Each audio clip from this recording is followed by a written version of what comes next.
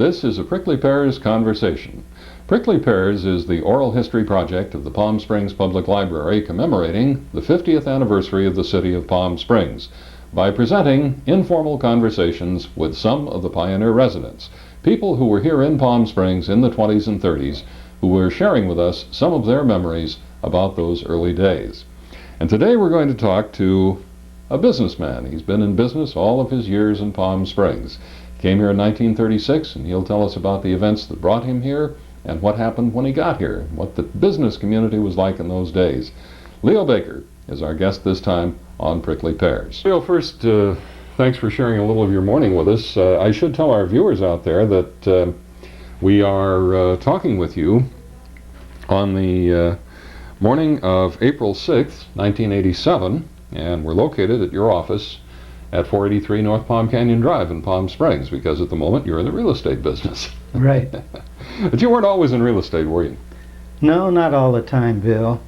When I came to Palm Springs, I was in the food business for some 30-odd years. I never think of you in that connection. Right. Because what I remember so well is Leo's Cantina. That's right.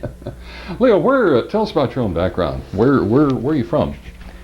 Well, originally I'm from Cleveland, Ohio, and very happy to leave that weather back there with the snow and come out this way. We came to Los Angeles, and I was in Los Angeles for a few years before coming to Palm Springs. What brought you down to Palm Springs? Well, I was in Los Angeles. I had a job at MGM Studios. I was a projectionist there for some 6 years. You were a projectionist at the studio? Yeah. Oh. On the movie sets and around running the rushes and the dailies, as they call them. And my then brother-in-law, Sam Stewart, was connected with a market in Beverly Hills, which was owned by Marvin Sales. And Marvin had the opportunity of signing a lease with the market here in Palm Springs in the plaza, and offered Sam the opportunity to come down and sublease the fancy food and liquor department in the market. And Sam came up to the house and asked if I would join him and come to Palm Springs. What made him think you would like working in a market? Well, that was news for me, but we were very young, and I always had the idea that I'd like to be in business for myself. And at that time, Palm Springs just experienced the racket club opening, and that brought an awful lot of people here and became a resort. And so we came down to Palm Springs, looked around, and thought, well, this would be interesting, and that was the beginning of it. Now, how large was your family at that time? Well, at that time I had 2 children, a boy and a girl, twins. Oh.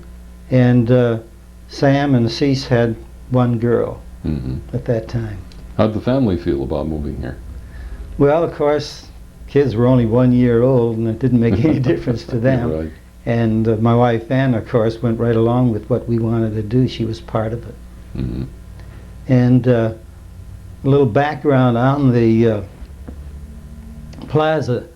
As you know, Mrs. Carnell from the National Cash Register people in Dayton, Ohio, used to spend time at the Desert Inn. And she was sold on the idea of doing something in Palm Springs, and bought that property where the plaza is now, which was almost across. Hesson was a real estate broker here in Palm Springs, and close to the Desert Inn people, and he was introduced to Mrs. Carnell, and he sold her on the idea of the plaza property, and she bought it and decided to build the whole project there. And our market was in the plaza. It was right next to Desmond's on the corner of Indian Avenue. It was a very fine market with a bakery and vegetable apartment. Now, where was it located? In the plaza next to Desmond, just east of Desmond's. Right, It's a series of shops now. I see.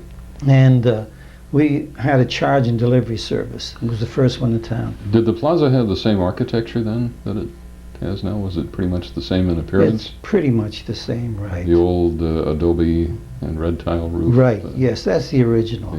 You don't know who the architect was for that, do you? Williams. Stuart Williams? Stuart Williams' father. Oh.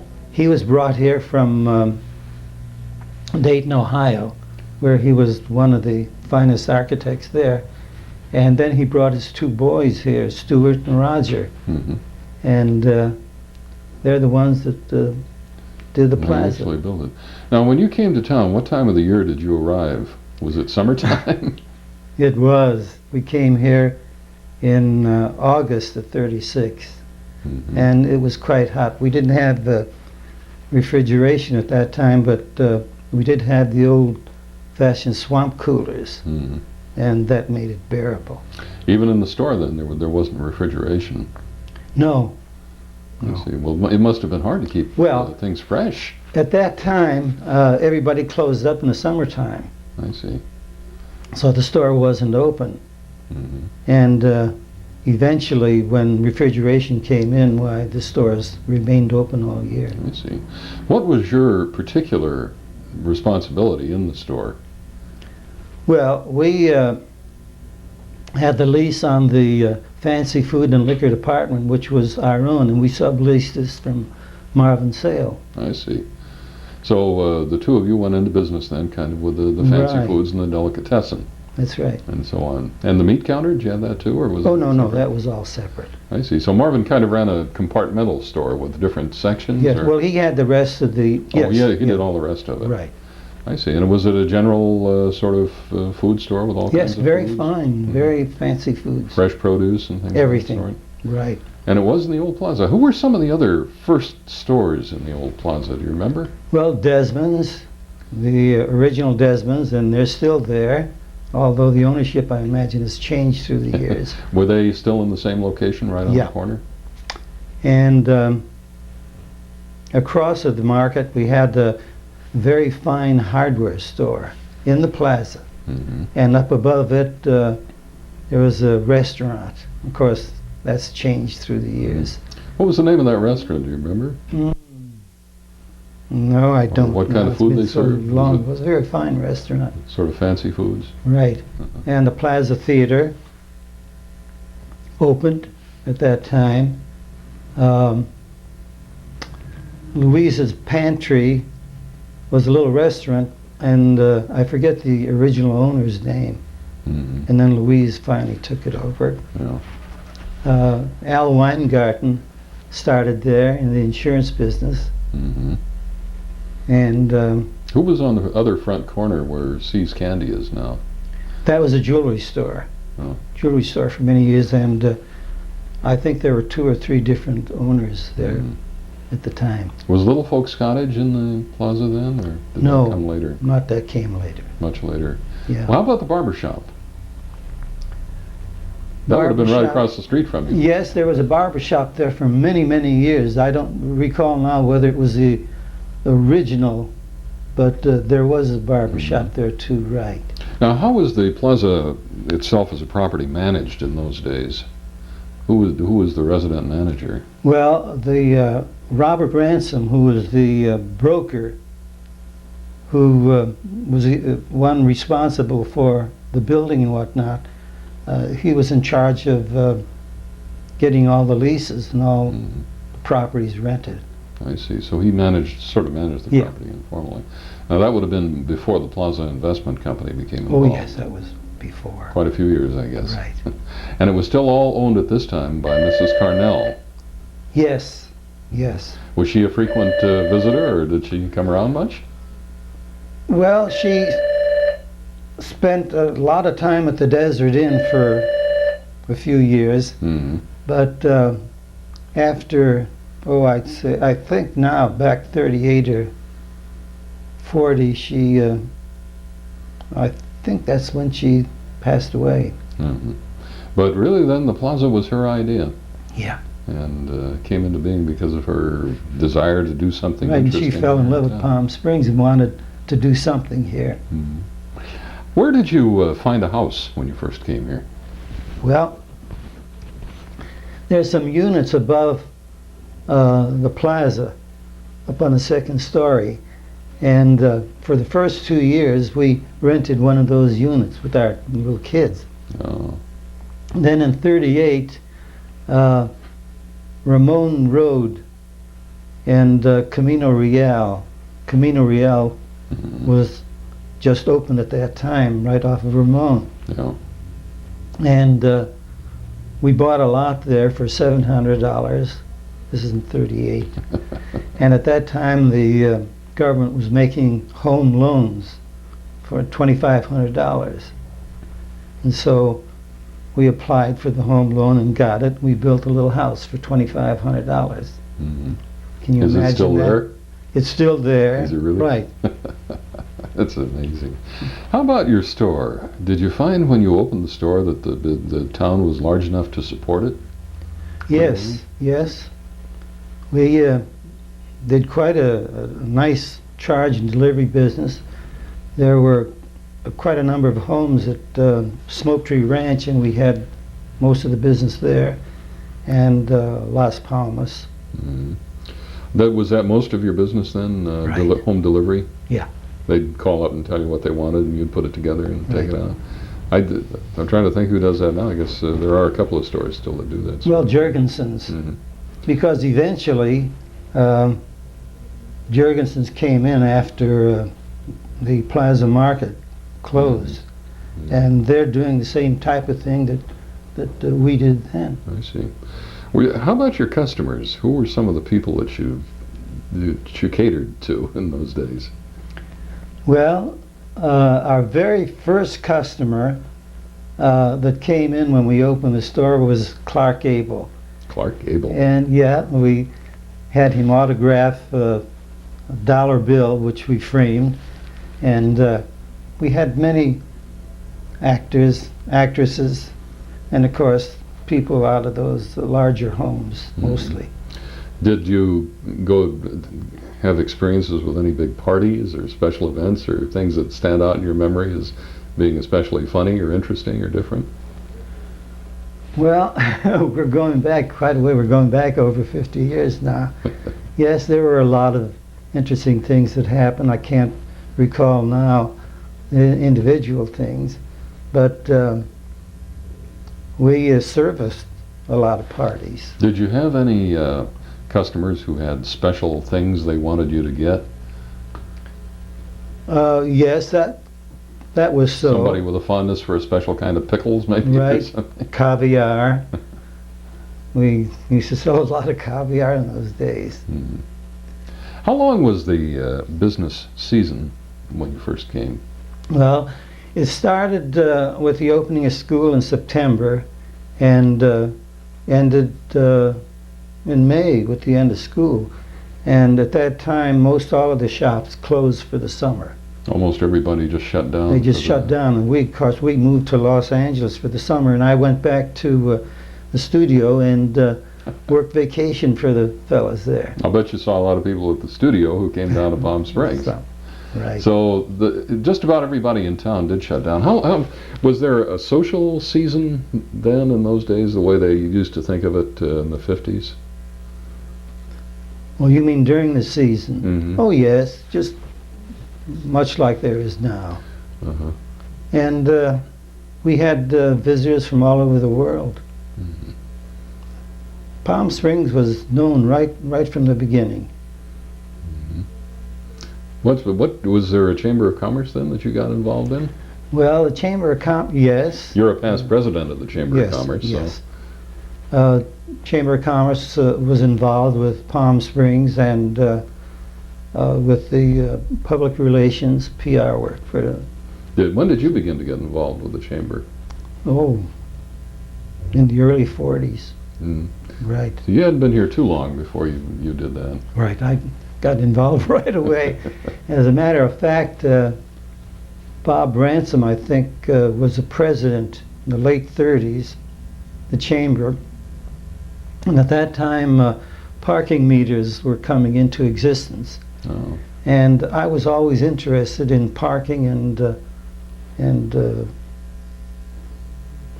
off-street parking particularly. And I had talked to him about it, and he asked would I look into the parking meter situation and see whether we could have something like that in Palm Springs. And I did. I made a study of it, went to Riverside, saw what they were doing, came back and reported to him, said, I think it's the coming thing.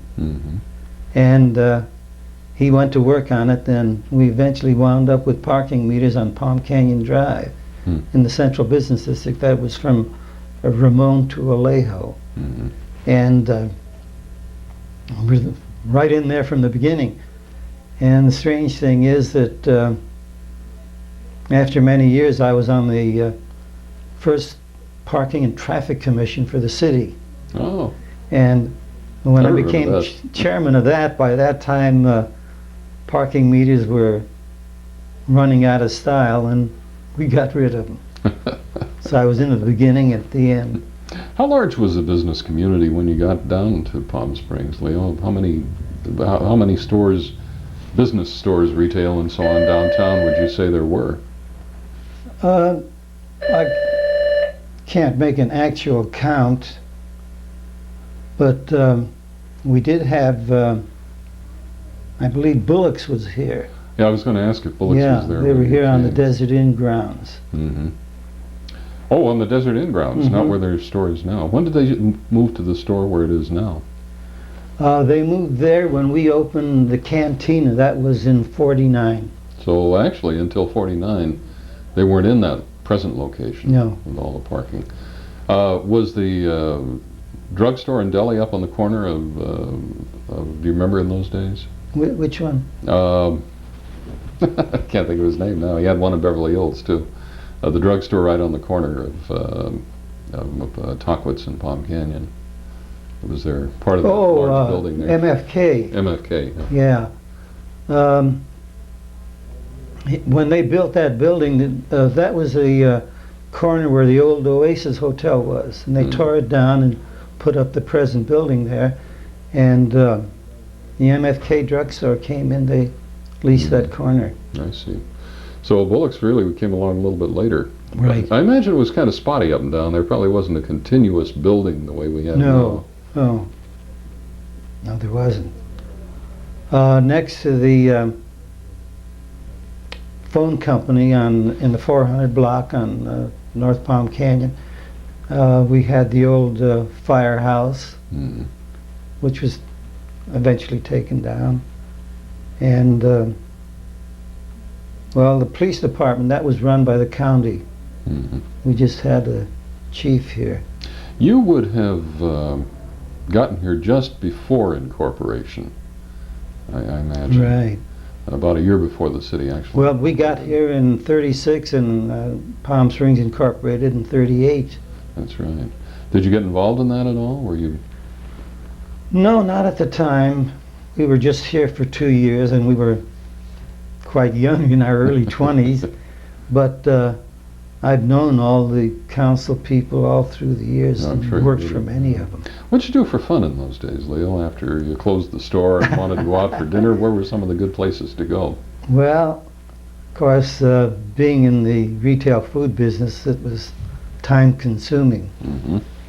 And we had the theater, Plaza Theater, and the Village Theater, and we had barbecues. Oh, you did a lot of entertaining at home in those days, At home, I suppose. right.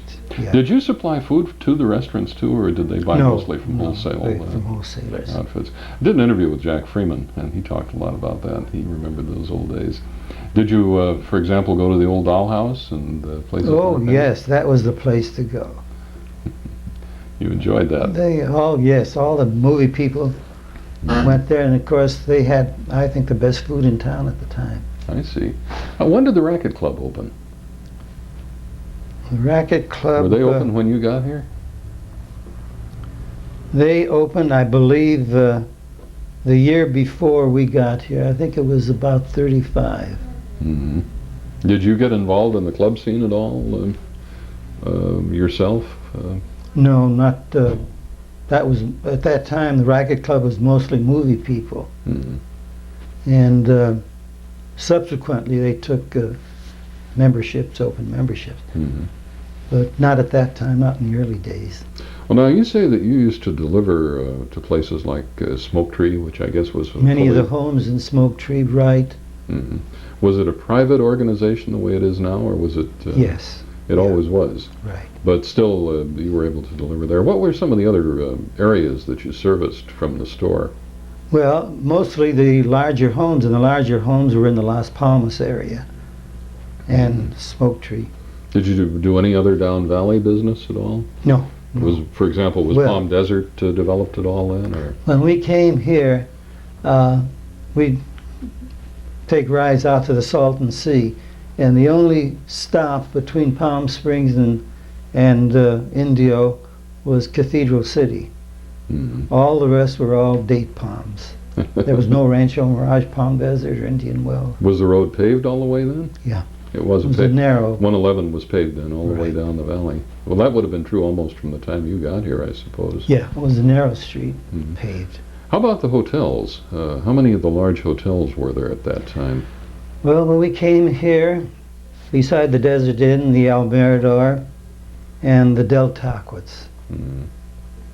And Del Taquits, I think everybody sort of thought of as the south end of town then, didn't they? That was the south end of town. From there on, it was out of town. I see. But you probably had a good interest in them because they were a place to go and do things. Right. And Yeah. have some enjoyment. How about raising your family, Leo, when you got here to town? Things that a family needs, the schools, for example. Were your kids old enough to start school then?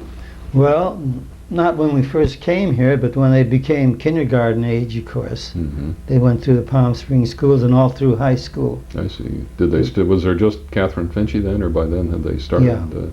the other schools? When the city became a city, did it have its own police force and fire department and so on? Well, we had a fire chief, and all the others were fellas in town that just pitched in whenever they heard the fire siren. You mean it was a volunteer fire Volunteer, department? right. Did they get the job done when Oh, it needed to be? they did. Well, where was the fire station? Well, again, the fire station was right next to the downtown phone company. Uh-huh. And that the downtown phone company would have been probably in about the 300 block of North Palm Canyon, wouldn't it? Yeah, it's between the 300 and 400 block. Between the 300 and Yeah. 400 block. It's still in operation. Yeah, well, it's next to what now is the Amato Plaza, Right, right. I guess. And then on the north side, adjoining it, was the old Mm-hmm. fire. Did you ever go fight fires? Well, no, not quite. Who were volunteer firemen? Do you remember? Did they have was it sort of an exclusive club in those days? Or? Well, it seems to me that at that time, I think Earl Huff and Joe Henderson, Uh-huh. to name a couple at that time. And some of the fellows who've been around town for quite a while. Right. How about religious affairs? Were you involved in a religious community of any sort? Not at that time. Not until we got started with our temple here. Mm-hmm. And I was involved with Stan Rosine. Were you? Did you know Stan for a long time when you first came to Yes, town? yes. Stan came here the year before we did, and he was single at the time. And we became acquainted Mm. when we got here in '36. Were you part of the group that was involved in starting the temple? Oh, yes. Were you? Yes, we were. As a matter of fact, I was chairman of the building committee and built the original building. Is that right? Mm-hmm. What did the Jewish community do before the temple was created? Did they just meet in private residences, or Yes, yes, we did. did you have a rabbi in those days? We had rabbis come in from out of town. In other words, you didn't have a permanently employed No, person. not at that time. But somewhere along the way, obviously, you decided to put the temple up. That's right. When did that happen? Well, that happened, I guess, about, I'd say 35 years ago. Mm-hmm. And we wanted a place for our children to go to Sunday school. Mm-hmm. And I think it was back about that time. What about then? Did you start it at the same location where Temple Isaiah is now? Was that the first? No. We started where the old Safeway store was, which is now, what, the liquor barn? Yeah. Mm-hmm. All right. Erwin Schumann, who owned the Chi-Chi restaurant, owned a dilapidated building that was there for many, many years. Somebody started an old concrete structure, and it just sat there, and Erwin bought the property. And there was a large room there that we could have services in, and he gave it to us for our So we were able disposal. to do that. But when you decided to put up your own building and have your own temple, was that when you moved over to Alejo? Right, right. We bought that lot, and as a matter of fact, Stu Williams was our architect, and he designed it. Was he really? Right. Now, you mean the senior or the younger? Well, Stewart, there's I'm only thinking, one the Stewart. same one who built the plaza. Well, he would be the son. Yeah. Right. Okay.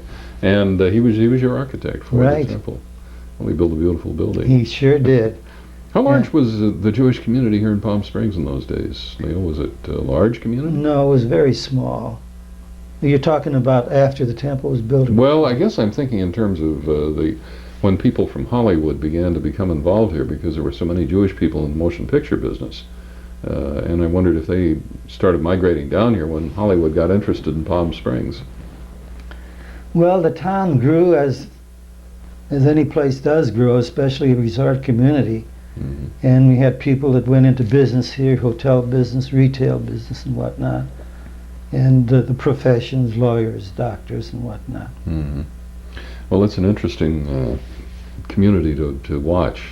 Its growth and development has been so much a part of Palm Springs, and for such a very large part of it too over the years, and it's been so supportive. Well, let's go back and talk about your store a little bit more. What were some of the things that you sold in those days that a store wouldn't sell now? Well, we were in the plaza from 36 to 46. We had a 10-year lease.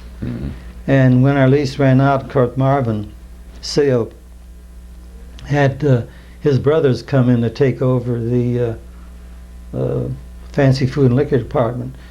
And so we built a cantina and also the El Paseo Market. We had both of them going. The El Paseo Market eventually was sold to Jurgensen.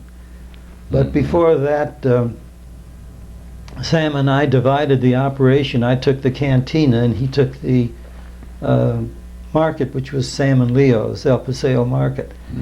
And he eventually sold out to Jurgensen.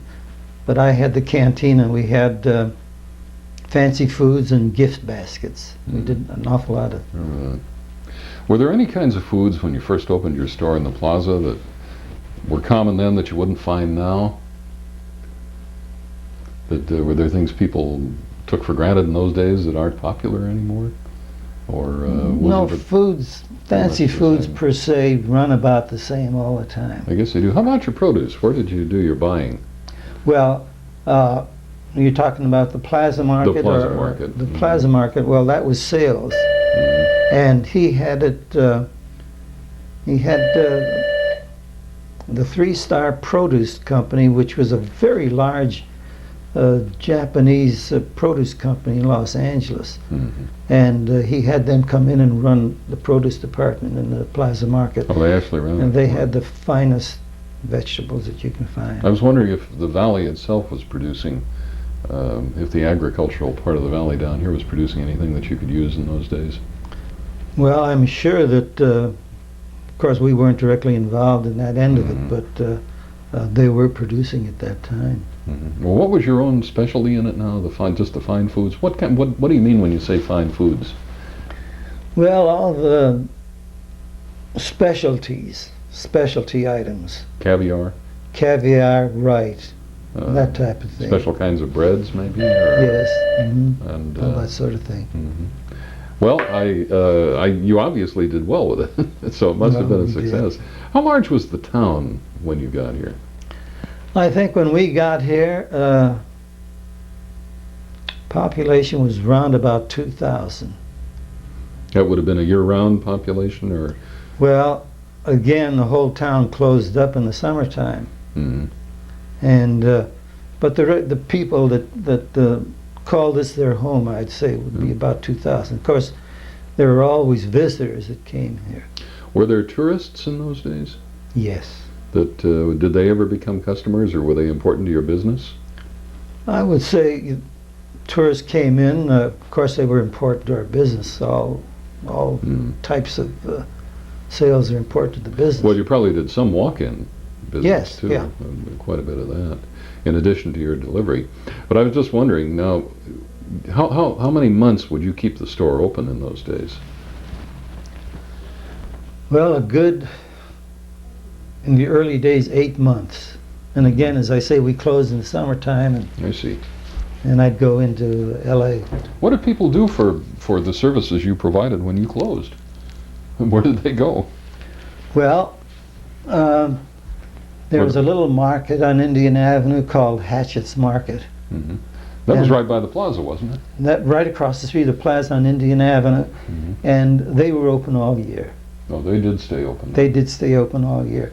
And of course, so many people left that there wasn't enough for business for another market to be open. Mm-hmm.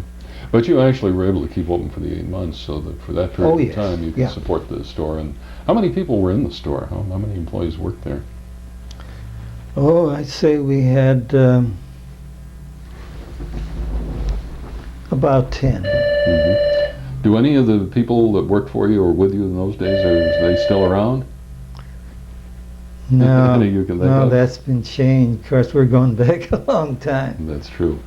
How about stores up and down the street? What were some of the bigger business places? Was Licken's store still in business then? Licken's, yes.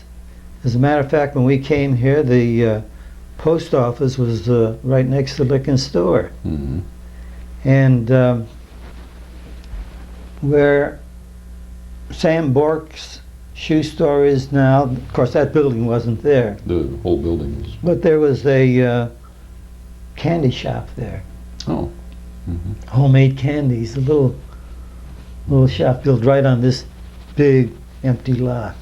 Had the high fashion concept gotten started in town yet? Were there any high fashion clothes stores, little shops?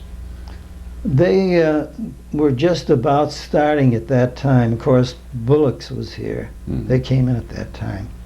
Yeah, and they'd have been thought of as high. And here and there were 2 or 3 individually operated stores, right.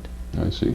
So the business community really was beginning to get established. Right, in at those that days. time. But I imagine it was still kind of chancy. Well, it's always been true in Palm Springs that we've seen businesses open and disappear very quickly. Did that happen in those days too? People came down and tried to start and found it was a little too tough? Yes, unfortunately. People would come here in the height of the season and see all the people here and say, well, this is the place to be. Mm-hmm. And they'd open up a shop and then find that in the summertime it died down. And it's very difficult to operate a business a retail business on an 8-month basis. Mm-hmm. So it was come and go, but now, of course, we're 12 months. That's true. How about the services available in those days? And I guess I'm thinking like streets and roads, for example. When you came in 36, was Indian Avenue a fully paved street? No, it was I think it was a half street at the time. Mm. But when the town incorporated, then things began to change. Mm-hmm. You mentioned Irwin Schumann. Did you know Irwin at all in those days? Yes. Were you friends? Yes. Mm-hmm. You know, what did he do when he first... Jack Freeman told us a little about Irwin. He said he was... when he first came to town, he was not in the restaurant business. I think he was an auditor bookkeeper. A bookkeeper. Yeah. And he came here because of his health. Mm-hmm. When did he really become active in the business community? Well, it seems to me that the Chi-Chi opened about the time that we did. Remember the original Chi-Chi restaurant? You remember going there to see the shows? Oh, yes, yes. So on. That must have been the center of nightlife in town for a while when it first opened. But you mentioned his investment. Well, for example, a place where the first Jewish community would meet, down where the Thrifty store is now. When did he buy that property? Well, I don't know the exact year, but it could have been not too long after he opened the Chi-Chi, probably in the early 40s. I see. When he bought that, did Safeway start there fairly soon? No, he had that property for quite some time. Did he? And then he made the deal of selling that portion to Safeway, and then eventually building the building where Thrifty is now. I see. That was his property. Was Safeway the first major chain grocery store to open down here? Well, the major chain, right, because we were the first major store. Mm. And then they came in shortly after. I see. That would have created some competition for you. Well, of course, you were in a different... We were in a different category because we catered mostly to the larger homes for the charge and delivery. Who were some of the other famous people who came in your store? You mentioned Clark Gable. Were there any other movie stars that came around? Well, kind of got me a little bit off balance now trying to think back in those days. Well, I'm thinking William Powell, I know, lived here in those days. Yes. And Mousy Powell. Right. He probably would have been one of them. How about folks like Charlie Farrell and so on? Would you ever send food to him, or would he come around? Well, he was mostly at the Racket Club at the time. So he did all his eating there? Yeah, we were very friendly with Charlie at the time. You know, he was mayor. Yeah. Palm Springs. Had a street named after him. As a right. matter of fact. Leo, is there anything else you can think of that you think would be interesting to people to know about those early days when you came down here and went into business? What were some of the special problems you had in business? Aside from keeping cool. Something to be a little bit different. At that time, we used to have a patrolman go up and down Palm Canyon at night, Mm-hmm. and they'd try the knobs on all the doors to see if everybody was closed properly. Mm-hmm. And one night we got a call from the police department. We left our door open at the cantina. Oh. And just to show you the difference of then and now. That probably would not happen now. But of course, keeping cool, I guess, was a problem, especially on a humid day. Were you able to have refrigeration in the store for the meats and things of that sort? When we opened the canteen in '49, at that time, refrigerated cooling was in progress. It was available then. And we had a very fine unit there. And yeah. Well, I'm thinking back to the old store, the first store in the plaza. How did, for example, how did they keep the meats cold and things of that refrigerated cases. Oh, they did have refrigerated cases yes, then. yes. It just wasn't available for the whole store. No, you're talking about cooling outside. Yeah, mm-hmm. No, there's walk-in cooler boxes, freezer boxes, and refrigerated cases. No, we had the latest equipment at that time. Yeah, I imagine it would have been available then. I see. Well, did you ever have any unfriendly little critters come slithering in the door? Oh, yes, we had that problem in the spring when the crickets took over Palm Springs. In those days you had crickets too? In those days we had them. Right. But did you ever have anybody get scared by anything in the store? Oh, no. Well, in the plaza you probably wouldn't have at that time. No. But the plaza then developed as a full little shopping community. Oh, yes. It must have filled up very quickly. Yes. I can't recall of any vacancy there for any particular length of time. Mm-hmm. And of course, with Desmond's, they did well right from the beginning. Was it mostly small shops then? Or yes. Were there any other large stores like yours? In the plaza? Mm-hmm. No. I see. Just the two large stores were Desmond's and the market. I see. Well, now, was Sales Market then would have been there for 10 years. And we were there for 10 years, and he stayed on. Oh, I see. Now, later on there was a Sales Market down on South Palm Canyon Drive. Would that have been the same people, as I recall? Well, there was only just the one Sales. Oh, that's. Or are you thinking of another market? I was thinking of another market down on South Palm Canyon. There was eventually Herman Rich at the time just had come out of the Navy and decided to settle in Palm Springs. And he opened a market on South Palm Canyon. I believe it's right next to on the north side of Great Western, in a bank there. That was a market originally. I see. Now, when did Stan Rosine start his hotels that used to be down on South Palm Canyon, right in that area? Stan? They would have been a little north of the Del Taquits. I'm thinking of the... No, a little south. He had the Taquits Vista at that time. And right across of the Taquits Vista, there was the El Encanto Hotel that he had, which is now Merrill Lynch. He had two of them right across the street from each other. Yes. In those days. And then he was, I think his interests also extended over to Catalina then too, didn't it? Well, his family, as you know, were there in the early 1900s.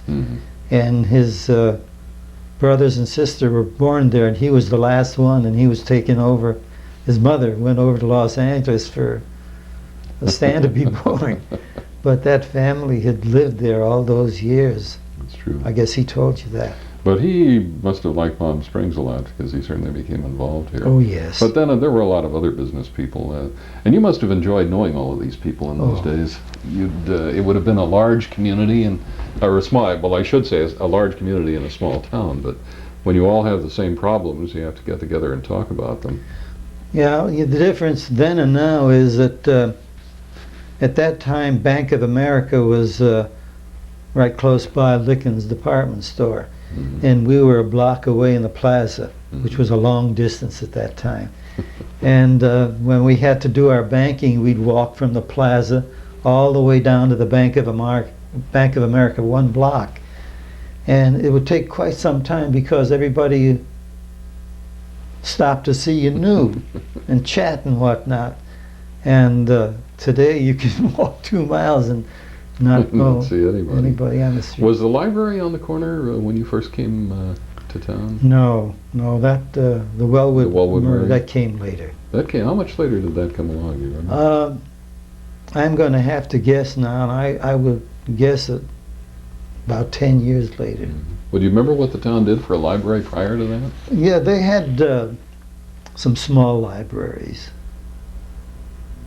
I know Peg Wallace, in a conversation with her, told us about a traveling bookmobile kind of thing. The fellow who'd come to town in the early days before there was any organized library. Right. And so on. But I was thinking about when that library first opened. Did you meet any of the early Palm Springs people who were so well known in those days? Was Wellwood Murray still here? No. Then? No. He was gone by then. He was gone by then. How about the White Sisters? Were they? The White Sisters were here. Yes, we knew them. And you had a chance to get acquainted with them, find out a little about them? Well, were they customers? Yes. And they're very interesting people. One of them was a doctor, I believe. Yes. But they didn't practice here, not in Palm Springs. I see. And you got to know a lot of the early organizers too, I suppose, people like Phil Boyd. Oh, yes, we knew Phil Boyd. As a matter of fact, we've known all the council people and mayors all through the years. I see. And worked for many of them on there. How did your family feel about it after they'd been there? Perhaps I should say your wife, when you'd been here for a couple of years. Did she like living here? Oh, yes. Of course, she got to go back to Los Angeles every summer.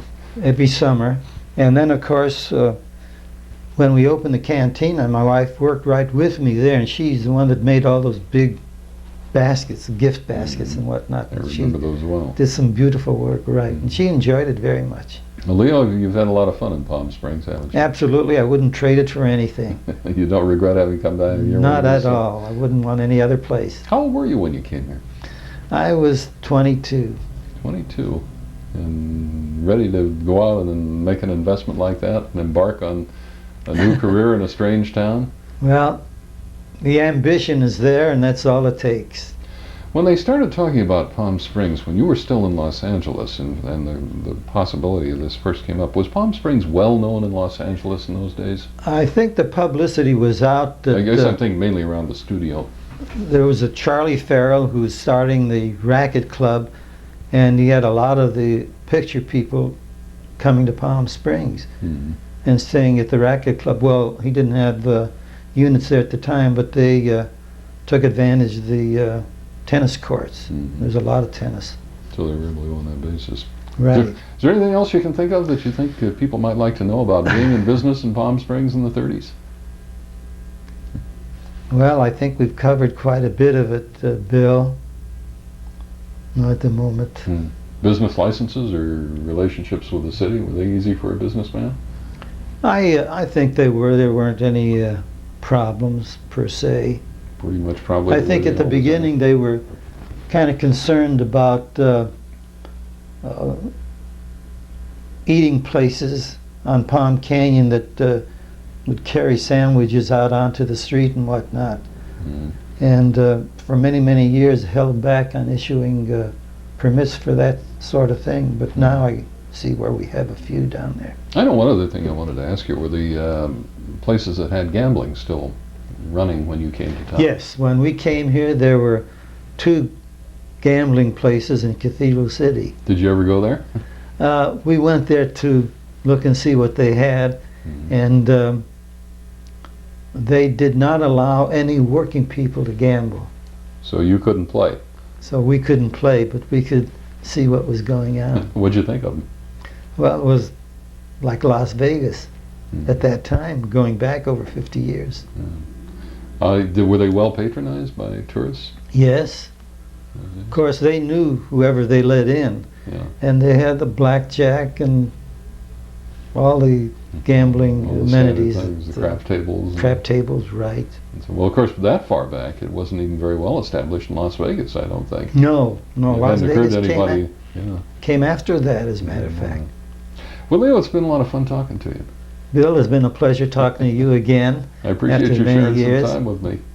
Because you knew me way back when we had the cantina. That's right. Did all those commercials that we still think about. Oh, we had a good time with those. We did indeed. In any event, thanks for giving us part of your morning and sharing with us some memories of those old days. Been a pleasure, It's Bill. been fun, and we've learned a lot about what it was like to be a businessman in Palm Springs in the mid-30s. Right.